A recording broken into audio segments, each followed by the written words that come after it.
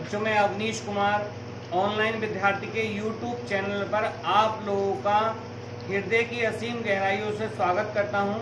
गुरुओं को नमन करते हुए आज की कक्षा को प्रारंभ करता हूं।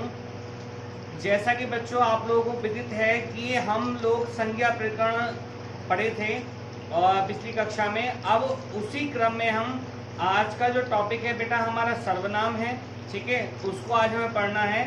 तो हम बिना समय गंवाए हैं उस टॉपिक को हम पढ़ते हैं। तो देखो बेटा, सर्वनाम टॉपिक क्या है बेटा हमारा? सर्वनाम। क्या टॉपिक है बेटा? सर्वनाम। जैसे हमने आपसे पिछली कक्षा में बताया था कि संज्ञा शब्द का शाब्दिक अर्थ होता है, संज्ञा शब्द का शाब्दिक अर्थ होता है नाम। संज्ञा शब्द का शाब्दिक अर्थ क्या होता है? नाम। ठीक उसी प्रकार सर्वनाम शब्द का शाब्दिक अर्थ होता है, सर्वनाम शब्द का शाब्दिक अर्थ होता है सबका नाम। क्या होता है बेटा? सबका नाम।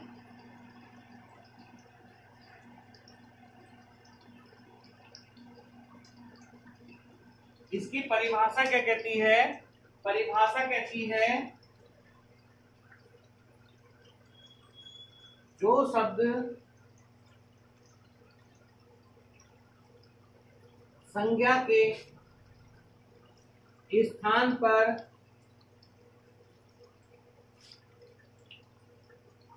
प्रयुक्त होते हैं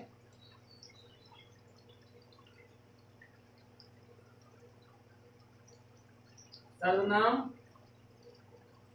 कहलाते हैं। जो सब संज्ञा के साथ प्रयुक्त होते हैं बेटा क्या कहलाते हैं? वो सर्वनाम कहलाते हैं। जैसे मैं, तुम, वह आदि। जैसे मैं, तुम, वह आदि। जैसे मैं, तुम, वह आदि, ठीक है। ये हमारे क्या हो गए बेटा? सर्वनाम हो गए। जैसे हमने पहले पढ़ा था कि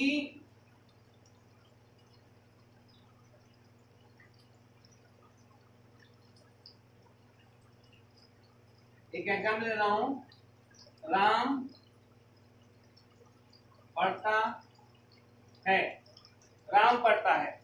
इस वाक्य में एक हमारा कर्ता है और जिसे हम संज्ञा के नाम से इंगित कर सकते हैं, वो क्या है? संज्ञा है। और एक हमारी इसमें क्रिया प्रयुक्त हो रही है, ठीक है।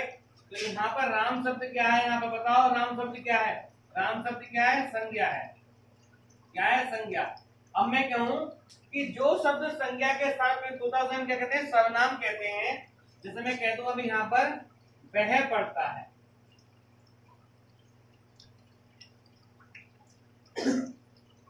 तो वह शब्द बेटा क्या हो गया हमारा? ये सर्वनाम हो गया। क्या हो गया हमारा? सर्वनाम हो गया। अब आप बात यहाँ पर ये आती है कि बेटा सर्वनाम की व्याकरण में आवश्यकता क्यों पड़ी? कामता प्रसाद गुरु जी को व्याकरण में सर्वनाम की आवश्यकता क्यों पड़ी? तो आप जानते हैं बेटा कि पुनरुक्ति दोष, उसे क्या कहते हैं बेटा? पुनरुक्ति दोष। पुनरुक्ति दोष से बचने के लिए हमें व्याकरण में सर्वनाम की आवश्यकता पड़ी। पुनरुक्ति दोष से बचने के लिए हमें व्याकरण में सर्वनाम की आवश्यकता पड़ी। जैसा कि आप जानते हैं, आपको विदित है कि जैसे मैं एक एग्जाम्पल दूं, दशरथ एक राजा था, ठीक है। दशरथ की 3 रानियां थी, दशरथ के 4 पुत्र थे, ठीक है। मैं लिखूं यहाँ पर दशरथ एक राजा थे। दशरथ की 3 रानियां थी। दशरथ के उन रानियों से 4 पुत्र थे। दशरथ बड़े ही दृढ़ प्रतिज्ञ राजा थे। दशरथ ने अपने राज्य को राम राज्य बनाया। अपने राज्य को राम राज्य बनाया। अपने राज्य को राम राज्य बनाया। अब देखो बेटा यहाँ पर आपको देखना है कि देखो दशरथ शब्द यहाँ पर है, दशरथ शब्द यहाँ पर है, दशरथ शब्द यहाँ पर है, दशरथ यहाँ पर, दशरथ यहाँ पर, मतलब बार बार मतलब पुनरुक्ति दोष हो रहा है। ये व्याकरणिक अशुद्धि है। यहाँ पर क्या है कि हमें संज्ञा को बार बार प्रयुक्त ना करना पड़े, बार बार नाम ना लेना पड़े, उसके लिए हम क्या करते हैं बेटा, सर्वनाम का प्रयोग करते हैं। व्याकरण में क्या है, सर्वनाम का प्रयोग किया जाता है। तो उस पुनरुक्ति दोष से बचने के लिए हम कहें दशरथ एक राजा थे, उनकी 3 रानियां थी, जिनसे उनके 4 पुत्र थे।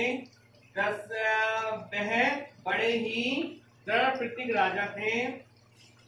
उन्होंने अपने राज्य को राम राज्य बनाया। तो हमने क्या सर्वनाम के नाम से इंगित किया है।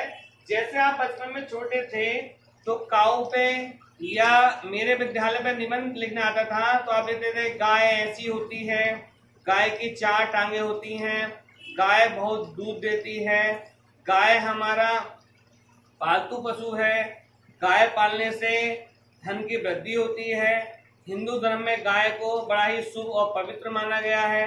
ठीक है, तो गाय गाय शब्द बार बार रिपीटेशन हो रहा है, बार बार उसकी पुनरुक्ति हो रही है।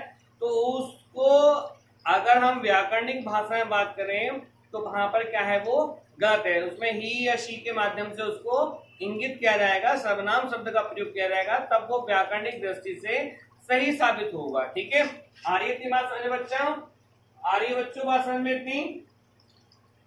ठीक है, अब हम बात करते हैं बेटा सर्वनाम के प्रकार की। सर्वनाम के प्रकार की, तो सर्वनाम जो होते हैं बेटा हमारे 6 प्रकार के होते हैं। कितने प्रकार के होते हैं? 6 प्रकार के होते हैं। सबसे पहला सर्वनाम होता है हमारा, सबसे पहला सर्वनाम होता है बेटा हमारा, सबसे पहला सर्वनाम होता है पुरुषवाचक सर्वनाम।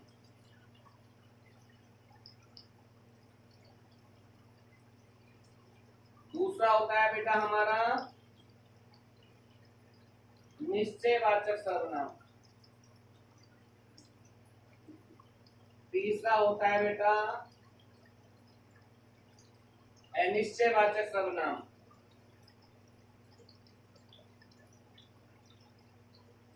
चौथा होता है बेटा संबंधवाचक सर्वनाम। पांचवा होता है बेटा हमारा प्रश्नवाचक सर्वनाम। और छठा होता है बेटा हमारा निजवाचक सर्वनाम।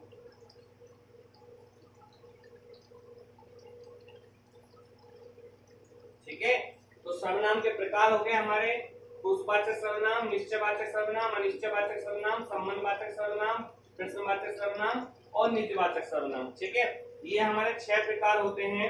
क्योंकि मैंने आपको बताया था, क्या बताया था मैंने आपको, बताओ जल्दी से, क्या बताया था मैंने आपको? एक नंबर बताया था मैंने 564 243, एक नंबर बताया था बेटा नंबर ये। तो 5 हमारे क्या होते हैं बेटा, 5 हमारी संज्ञा होती हैं, 6 हमारे सर्वनाम होते हैं, 4 हमारे विशेषण होते हैं, 2 हमारी क्रिया होती हैं, 4 हमारे अव्यय होते हैं और 3 हमारे बेटा क्या होते हैं, 3 हमारे वाच्य होते हैं। क्या होते हैं? 3 हमारे वाच्य होते हैं। ठीक है, देखो जरा इसको, 3 हमारे वाच्य होते हैं। देखिए इसको,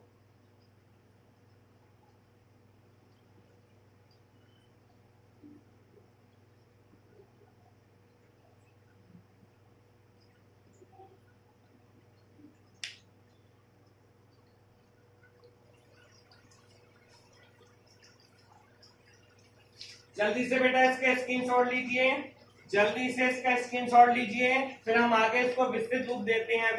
अभी कक्षा में आज टॉपिक खत्म करना है, हमें आज बड़ी क्लास करनी है। जल्दी आप नोट करिए, वीडियो को ज्यादा लाइक और सब्सक्राइब करिए। बच्चों, हमारी कक्षा में हमारे चैनल पर आपको विधिवत्ता के साथ में सारी चीज मिलनी है। कोई फालतू फंड की राम कथा नहीं चलनी है। एक छोटे से टॉपिक को इतने घंटों में बढ़ा दिया, ऐसा कुछ नहीं है। आप देखेंगे टॉपिक कराया जाएगा और विधिवत्ता के साथ में कराया जाएगा। नक्काल, एक आपने ऐड पढ़ा होगा, नक्कालों से सावधान, नक्काल लोगों से सावधान रहना है आपको। और बेटा बिना समय गवाए, क्योंकि डाटा महंगा है, अब जियो फ्री वाला जियो नहीं रहा है, 1.5 GB डाटा मिल रहा है, ठीक है। तो वहां पर आपको क्या है कि नियमितता के साथ में पूरे टॉपिक का पूरा जो कंटेंट है वो एक जगह ही पूरा मिल जाए आपको, और उसमें फालतू के अनर्गलाप शब्दों का प्रयोग ना हो, और बिल्कुल विधिवत्ता के साथ में कक्षा आपकी चले। जल्दी स्क्रीनशॉट लीजिए, मैं फिर इसको आगे अपनी बात को बढ़ाता हूं।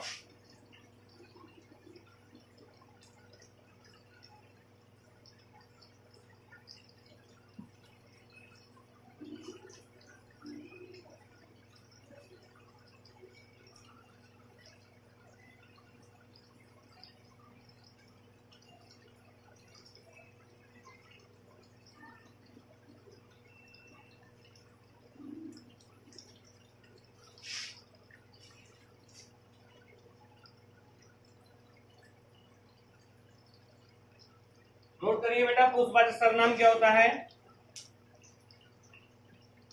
जो सर्वनाम किसी पुरुष के लिए प्रयुक्त होता है, जो सर्वनाम किसी पुरुष के लिए प्रयुक्त होता है, मैं लिख देता हूं, जो सर्वनाम किसी पुरुष के लिए प्रयुक्त होता है उसे पुरुषवाचक सर्वनाम कहते हैं। क्या कहते हैं बेटा? उसे पुरुषवाचक सर्वनाम कहते हैं। क्या कहते हैं बेटा? उसे हम पुरुषवाचक सर्वनाम कहते हैं। और ये जो होता है बेटा हमारा 3 प्रकार का होता है। कितने प्रकार का होता है? 3 प्रकार का होगा। आप अंग्रेजी में पढ़ा होगा आपने, फर्स्ट पर्सन, सेकंड पर्सन और थर्ड पर्सन। तो ठीक ऐसे ये 3 प्रकार का होता है। उत्तम पुरुष, मध्यम पुरुष और तीसरा होता है बेटा अन्य पुरुष। उत्तम पुरुष, मध्यम पुरुष और अन्य पुरुष, ठीक है। उत्तम पुरुष को बेटा हम एकल पुरुष भी कह देते हैं। क्या कहते हैं बेटा? इसे एकल पुरुष भी कहते हैं, ठीक है। अब बेटा यहाँ बताओ मेरे को, जल्दी बताओ, उत्तम पुरुष का कर्ता कौन हुआ? उत्तम पुरुष का कर्ता कौन हुआ? जल्दी बताओ मेरे को, आप बताओ, उत्तम पुरुष का कर्ता कौन हुआ? मैं, सीधी सी बात है, मैं उत्तम पुरुष का करता हूँ, ठीक है। तुम क्या हो? मध्यम पुरुष करता हो। हम दोनों के अलावा कोई तीसरा है, वो क्या है? अन्य पुरुष का करता है हमारा, ठीक है। मैं तुम वह, जैसे हमने बात की थी। अब यहाँ पर क्या है बेटा, हमें उत्तम पुरुष मध्यम पुरुष क्या है हमारा? अब उत्तम पुरुष में क्या है? जिस सर्वनाम का प्रयोग वक्ता स्वयं अपने लिए करता है, जिस सर्वनाम का प्रयोग वक्ता स्वयं अपने लिए करता है, उसे हम बेटा पुरुषवाचक सर्वनाम कहते हैं, ठीक है। उसे हम क्या कहते हैं? पुरुषवाचक सर्वनाम कहते हैं। और पुरुषवाचक में भी कौन सा? उत्तम पुरुष या एकल पुरुष सर्वनाम कहते हैं उसे, ठीक है। जैसे मैं, हम, मैंने, हमने, मुझे, मुझको,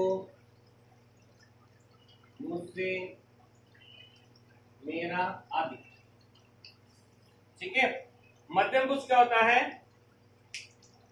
मध्यम पुरुष क्या होता है?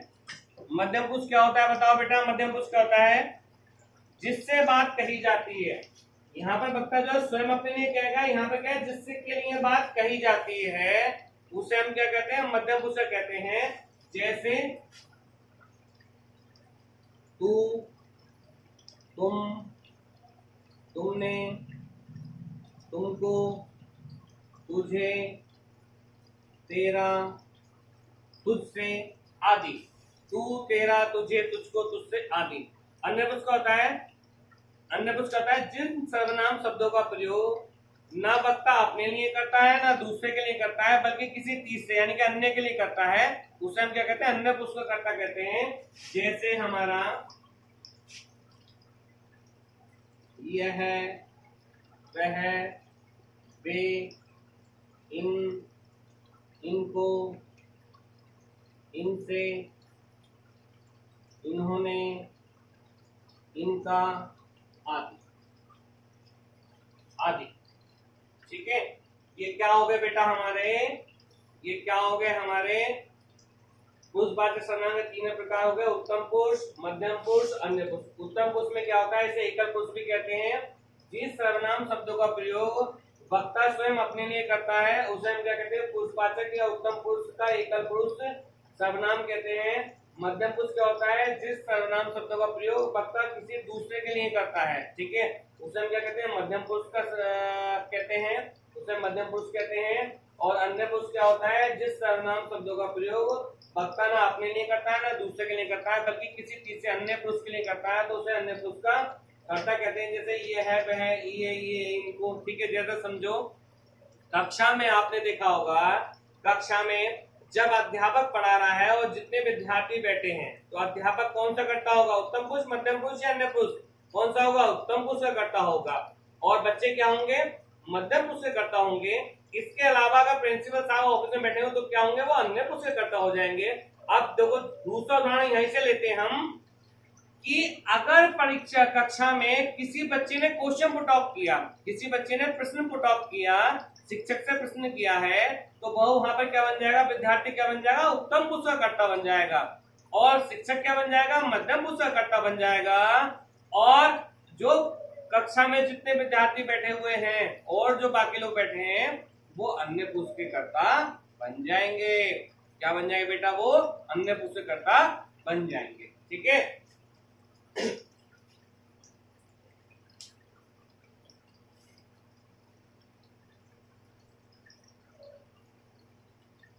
हमारी बात समझ में, हमारी बात समझ में, ठीक है। अब देखो बेटा हम इसको थोड़ा सा यहाँ हटा रहे हैं, उस बात को एक्सप्लेन कर लेते हैं अभी। ये सिर्फ स्त्री या पुरुष के लिए प्रयुक्त होते हैं, उनके कर्ता को इंगित करते हैं, उनके लिए इनका प्रयोग होता है। अभी यहाँ पे एक छोटी सी टेबल बनानी है आपको। वचन,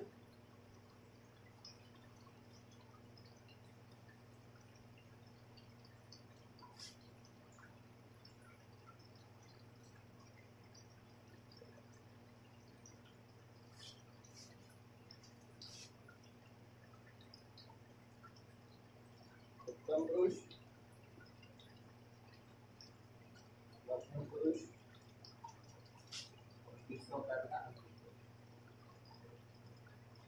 इससे बेटा हम एकल पुरुष भी कह सकते हैं। वैसे मैंने लिख दिया है वहां पर, लेकिन आप यहाँ पे से एकल पुरुष भी कह सकते हैं। और एक टेबल आपको बनानी है।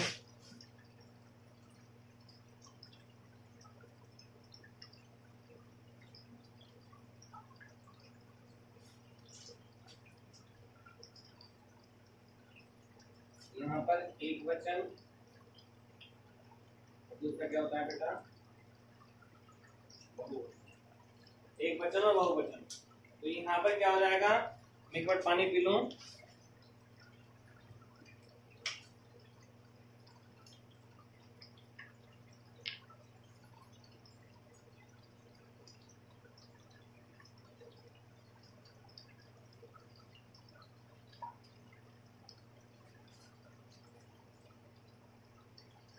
पहले एक वचन का उत्तम पुरुष, मध्यम पुरुष, अन्य पुरुष करते हैं, तो उसमें क्या रहेगा, मैं, मेरा, मेरी, मुझे, मुझको, ठीक है। तो तेरा, तुझे, तुझको, तुझसे, आप, ठीक है। यह है, वह है, इन,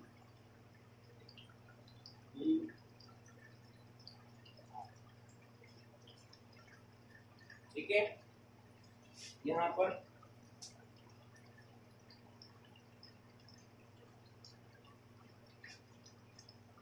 हम,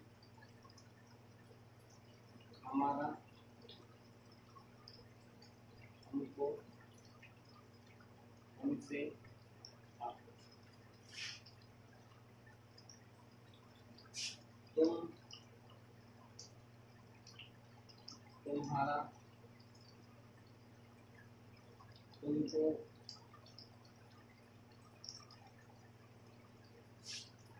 तुम्हें, आप और आप। इस आप शब्द को बेटा यहाँ पे दिमाग में बैठाना, आप शब्द को गोल कर लेना। ये वे, ये वे,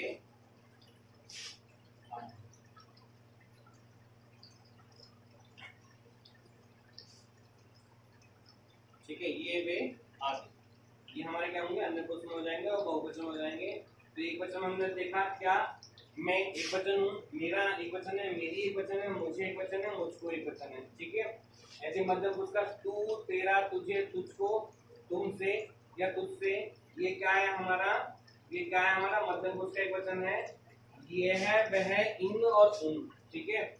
ये है वह, इन, ठीक है।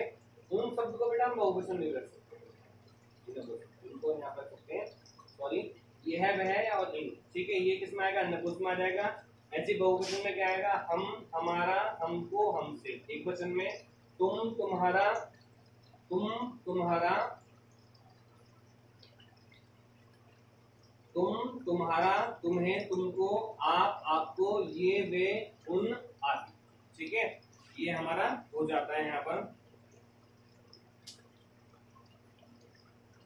ठीक है।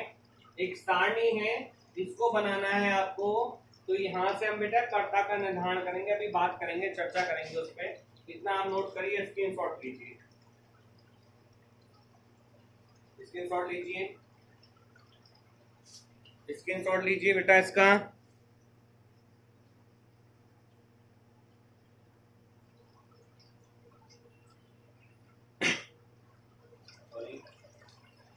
चल लीजिए, मिटा रहा हूँ मैं बेटा इसको, बस इसका काम खत्म है यहाँ पर।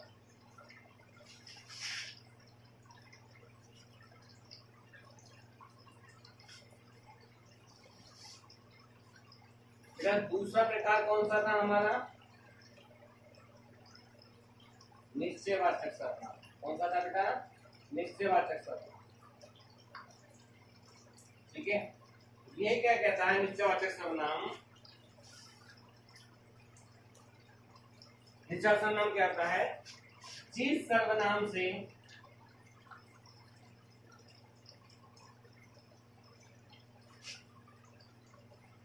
किसी वस्तु का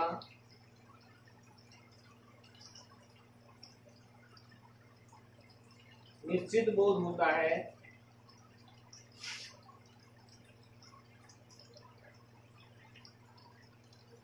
उसे निश्चयवाचक सर्वनाम कहते हैं।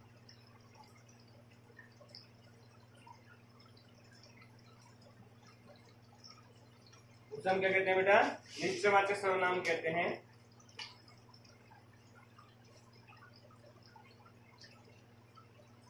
ठीक है।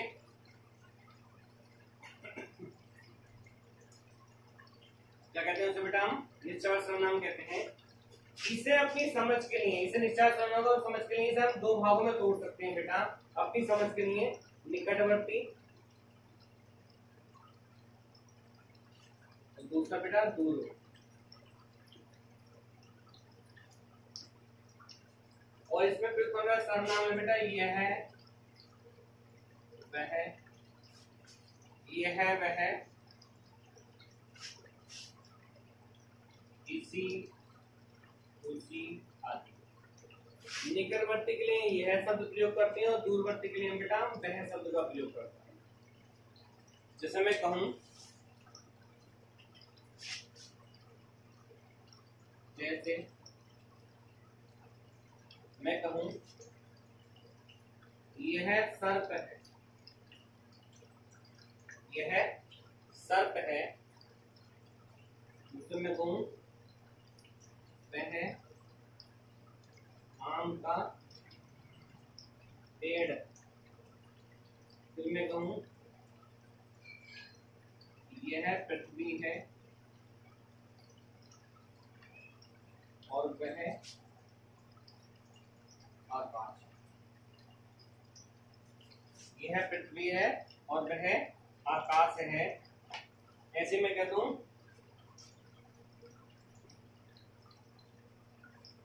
वह आया, वह आया है। मैं कह दूं यह अच्छी पुस्तक,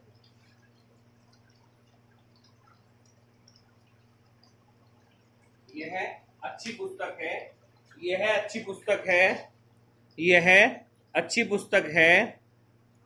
ठीक है, अब मैं बेटा इनको यहाँ पर रेखांकित कर रहा हूं, यह शब्द को, वह शब्द को, यह शब्द को, वह शब्द को, वह शब्द को और यह शब्द को।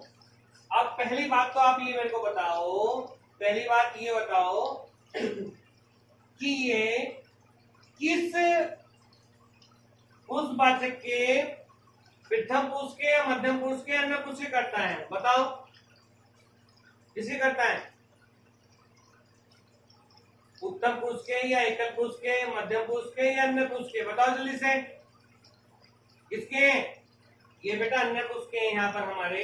और देखो आप ये अन्य पुरुष के यहाँ से इस टाइप से क्वेश्चन पढ़ा होता है, उस बार सर्वनाम से वैसा कुछ पढ़ा नहीं होता, बस आपको देखना है कि एक वचन कौन सा है, बहुवचन कौन सा है। दूसरा क्या एक टेबल और है, उस पर चर्चा करेंगे हम, बाद में बताएंगे उसको। अब देखो यहाँ पर क्या शब्द आया हमारा, ये है सर्प है। अब देखो यहाँ पर हमें दिमाग बैठाना है कि निकटवर्ती और दूसरा क्या है बेटा, दूरवर्ती। अब देखो यहाँ पर परिभाषा कहती है जिस सर्वनाम से किसी वस्तु का निश्चित बोध होता है उसे हम क्या कहते हैं, निश्चयवाचक सर्वनाम कहते हैं। क्या कहते हैं बेटा, उसे हम निश्चयवाचक सर्वनाम कहते हैं। क्या कहते हैं बेटा, उसे हम निश्चयवाचक सर्वनाम कहते हैं। अब यहाँ पर ये देख के बताओ कि यह सर्प है, निकट है या दूर है, और निश्चित बोध हो रहा है हमें या नहीं हो रहा है, ये बताइए। निश्चित बोध हो रहा है ना, यह सर्प है। निकट है दूर है, निकट है, तो यह शब्द का प्रयोग कर रहा है। मैं कहूं वह आम का पेड़ है, निश्चित बोध है कि वह आम का पेड़ है, लेकिन हमसे क्या है, दूर है, तो देखो वह शब्द प्रयोग हो रहा है, नहीं हो रहा है। मैं कहूं यह पृथ्वी है और वह आकाश है, यह पृथ्वी है और वह आकाश है, तो देखो यह शब्द निकट के लिए प्रयोग हो रहा है, नहीं हो रहा है। देखो यह शब्द निकट के लिए प्रयोग हो रहा है और वह शब्द दूर के लिए प्रयोग हो रहा है, वह आकाश से दूर है हमसे, लेकिन हमें क्या है, उसका निश्चित बोध है कि भैया यह पृथ्वी है और वह आकाश है, यह पृथ्वी है और वह आकाश है। दूसरा देखो वह आया है, वह आया है, तो किसके वह आया, दूर है लेकिन निश्चित बोध है हमारा। मैं कहूं यह अच्छी पुस्तक है, यह अच्छी पुस्तक है, तो निकट है। मैं कहूं यह अच्छा मार्कर है, ठीक है। मैं कहूं वह कूलर है या वह पंखा है, वह रॉड है, वह बल्ब है, दूर है हमसे, लेकिन क्या है, हमें निश्चित बोध हो रहा है, निश्चित बोध हमें यहाँ पर हो रहा है, तो ये क्या बनेगा हमारा, निश्चयवाचक सर्वनाम बनेगा। क्या बनेगा बेटा, निश्चयवाचक सर्वनाम बनेगा। नोट को जल्दी से स्क्रीनशॉट लो, फिर हम आगे बढ़ते हैं।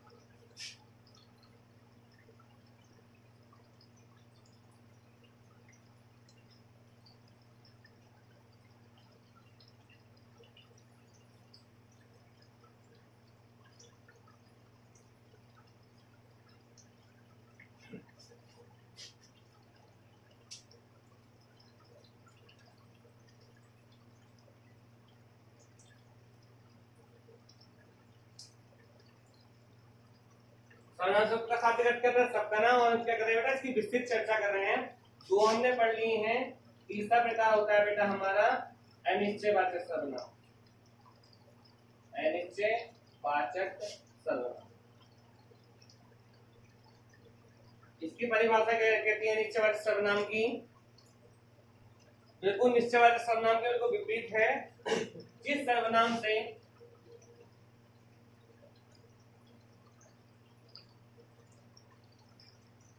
किसी वस्तु का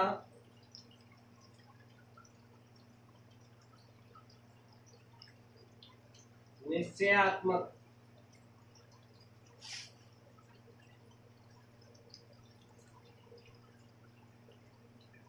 बोध नहीं होता है,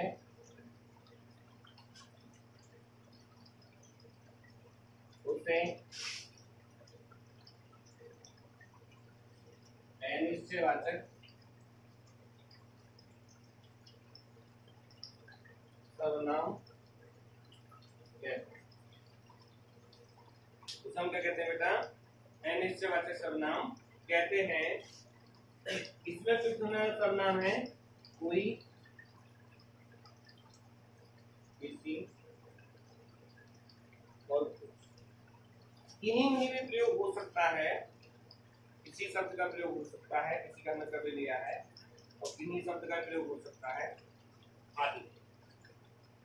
देखो समझो, जिस सर्वनाम से किसी वस्तु का निश्चयात्मक बोध नहीं होता। निश्चयवाचक में क्या था कि किसी वस्तु का निश्चित बोध होगा, निश्चयात्मक में क्या था बेटा, किसी वस्तु का निश्चित बोध होगा। लेकिन अनिश्चयवाचक सर्वनाम में क्या होगा, किसी वस्तु का निश्चित बोध नहीं होगा। इसे भी हम अपनी समझ के लिए दो भागों में तोड़ सकते हैं, दो भागों में इसको हम तोड़ सकते हैं। एक बेटा प्राणी बोधक और दूसरा हमारा वस्तु।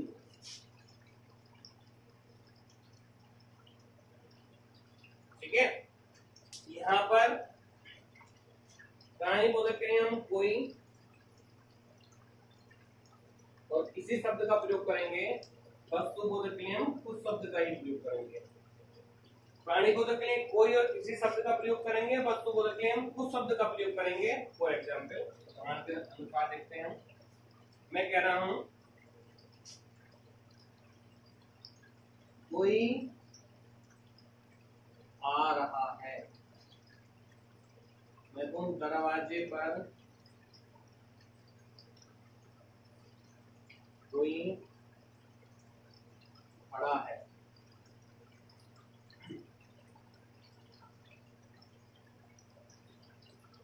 किसी को बुलाओ,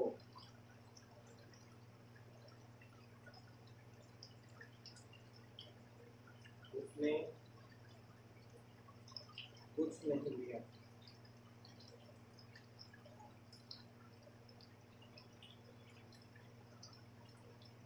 तुम्हारे पर्स में कुछ। ये सेंटेंस लिख लिया हमने बेटा, कोई आ रहा है, दरवाजे पर कोई खड़ा है, किसी को बुलाओ, उसने कुछ नहीं लिया, तुम्हारे पर्स में कुछ है। ठीक है, अब देखो यहाँ पर कोई आ रहा है, कोई आ रहा है। अब ये बताओ हमारे से क्या कहते हैं बेटा, कोई किसी और कुछ को था। ठीक है, अब यहाँ देखो कि कोई या किसी शब्द हमारे प्राणी को इंगित कर रहा है। यहाँ पर देखो व्यक्ति की बात की जा रही, किसी जानवर किसी वस्तु की बात तो नहीं की जा रही। कोई आ रहा है, व्यक्ति होगा। ठीक है, हो सकता है कोई परिचित हो। ठीक है, नायक भी हो सकता है, नायिका भी हो सकती है। ठीक है, खाला भी हो सकती है हमारी। ठीक है, कोई भी हो सकता है। कोई आ रहा है तो व्यक्ति की बात हो रही है, तो देखो प्राणी बोधक हो गया, नहीं हो गया, क्या हो गया हमारा, प्राणी बोधक हो गया, नहीं हो गया, कोई शब्द आ गया हमारा। अनिश्चयवाचक में निश्चय बोध नहीं हो रहा है, कोई और आ रहा है। हो सकता है पिताजी आ रहे हो सकता है माताजी आ रही हो सकता है दीदी आ रही हो। ठीक है, हो सकता है बुआ जी आ रही हो। ठीक है, हो सकता है कोई नायक आ रहा हो सकता है नायिका आ रही हो। ठीक है, पता नहीं, कुछ भी हो सकता है। ठीक है, कहते हैं something is black is bottom, something is black is bottom, यानी कि दाल में कुछ काला है। ठीक, उसी प्रकार कोई आ रहा है, पता नहीं कौन आ रहा है। ठीक है, दूसरा है दरवाजे पर कोई खड़ा है। कोई खड़ा है, व्यक्ति की बात हो रही है, किसी वस्तु की या किसी जानवर की बात तो नहीं। दरवाजे में कोई खड़ा है, व्यक्ति होगा। किसी को बुलाओ, किसी को बुलाओ, किसी को बुलाओ, तो किसी शब्द हमारे किसी प्राणी को किसी को बुलाओ, व्यक्ति की बात की जा रही है। अब देखो उसने कुछ नहीं लिया, उसने कुछ नहीं लिया, कुछ नहीं लिया। अब कुछ नहीं लिया क्या है बेटा? वस्तु को इंगित कर रहा है हमारा, वस्तु को इंगित कर रहा है कि उसने कुछ नहीं लिया, वस्तु की बात कर रहा है वहां पर। ठीक है, तुम्हारे पर्स में कुछ है तो वस्तु ही होगी। पर्स में व्यक्ति को नहीं रख लोगे आप, अलादीन का चिराग नहीं है कि वहां पर आप किसी को भी रख लो। ठीक है, कि जिन की तरह निकल रहा है, पर्स में क्या होगी? वस्तु ही होगी, पैसा होगा, रुपया होगा, वस्तु के अंतर्गत है हमारा, व्यक्ति नहीं है यहाँ पर। तो हमारा ये क्या हो गया बेटा? अनिश्चयवाचक सर्वनाम हो जाता है। क्या होता है? अनिश्चयवाचक सर्वनाम हो जाता है हमारा। ठीक है,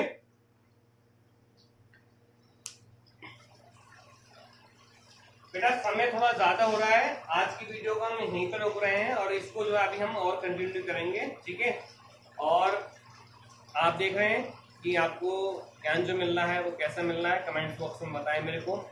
और किसी को कोई प्रॉब्लम है, किसी बच्चे को कोई प्रॉब्लम है तो मेरा नंबर है 8273958419, 8273958419। ठीक है, 8273958419।